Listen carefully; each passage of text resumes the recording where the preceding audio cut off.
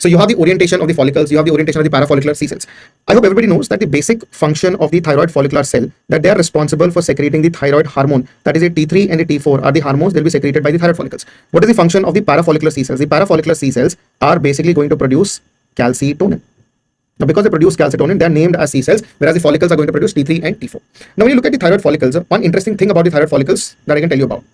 So, when you look at the thyroid follicles, I will show you two different follicles, and you have to identify that which follicle do you consider to be an active follicle and which follicle would you consider to be as a dormant or an inactive follicle, right? Now, when you look at the orientation in one particular follicle, we have the presentation like this. In one particular follicle, we have the orientation of the cells, which are like this, right? So this is one follicular set that we have, and these are follicular cells, and there's a follicular lumen right in the center. On the other hand, we have another follicle which have these particular type of cells. They're tall cells, they're slender, and they're arranged in this particular fashion, right? They're arranged in this particular fashion.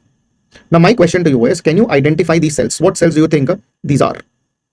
So in the follicular number 1, what do you think the cells are? In this follicular number 2, what do you think the cells are, right? So this is your follicular number 1, this is your follicular number 2, right? Now, first of all, identify the cells that you have. In follicular number 1, you have this, broader cells, and these are your cuboidal epithelium. These are your cuboidal epithelium. Whereas one, you can see these tall, slender ones. These are your columnar epithelium. These happens to be the columnar epithelium, right?